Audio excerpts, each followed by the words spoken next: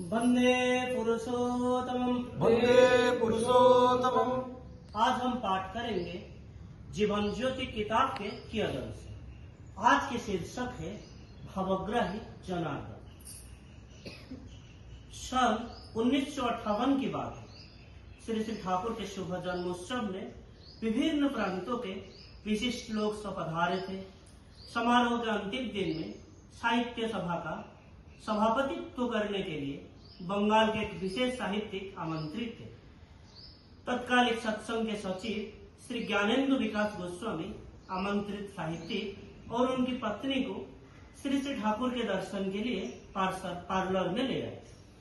Shri Shri Thakur parlour में पूर्व दिशा की ओर मुंह करके बैठे थे। साहित्यिकों को देखते ही श्री श्री ठाकुर उत्तर दिशा की ओर मुंह फिर कर बैठ गए। ज्ञान आमंत्रित अतिथि को यथास्थान बैठाते हुए परिचय करवाए। ठाकुर ये विख्यात साहित्यिक बिक बाबू है। वे आज के जो साहित्यिक सभा का आयोजन हो रहा है उसके सभापतित्व करने के लिए यहाँ आए हैं। श्री श्री ठाकुर मुंह फिरे हुए ऐसे हालत में बोले, बहुत अच्छा है, वे जो कष्ट करके यहाँ आए हैं ये तो मेरा सौभाग्य है। ज्ञानदा श्री श्री ठाकुर के इस तरह के व्यवहार से बहुत विस्मित हुए। वे सोच रहे थे श्री श्री ठाकुर के नजदीक एक साधारण मनुष्य आने पर भी उसके कुशलता, रहने खाने की व्यवस्था ये संबंध में जानकारी लेते हैं और इस प्रख्यात साहित्यिक की सत्कार करना तो दूर की बात है, मुंह दूसरी तरफ फेर कर बैठे हुए हैं। ज्ञानदा जितना विस्मित थे उतना ही मन ही मन क्षुब्ध भी हो रहे। सोच रहे थे पता नहीं अतिथि महोदय श्री श्री ठाकुर के नजदीक आकर क्या धारणा लेकर जाए। कुछ देर तक चुपचाप ऐसे समय व्यतीत हुआ और ऐसे चुपचाप समय व्यतीत होने पर ज्ञानदा श्री श्री ठाकुर से बोले, सभा का समय हो रहा है, अतिथि को सभा मंच पर लेकर जाना चाहते हैं। श्री श्री ठाकुर ने उसी तरह मुंह फेरे हुए सर हिलाकर सम्मति दे दिया। साहित्यिक महोदय और उनकी पत्नी कर जोड़कर प्रणाम करके पार्लर से निकलकर गाड़ी की तरफ जाने लगे। ज्ञानदा बहुत क्षोभ, दुख और अपमान की आशंका से उन दोनों के पीछे पीछे चलने लगे।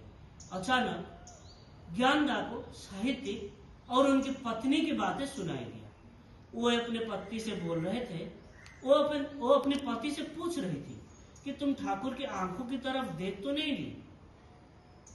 बहुत गर्व के साथ पति बोल रहा है, पागल है क्या?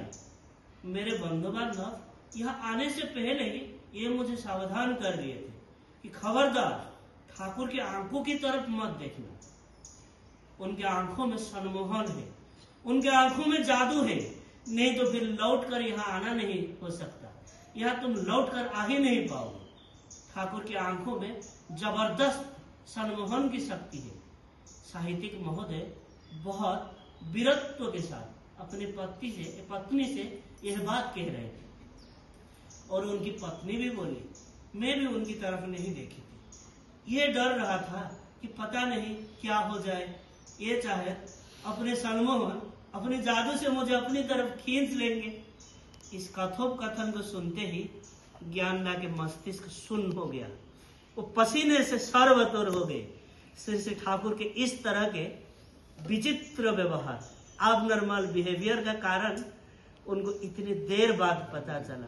वे मन ही मन सोच रहे थे, कितनी महापापी हूँ कि ठाकुर के व्यवहार से बेफजूल की बातें मैंने सोच रहा था।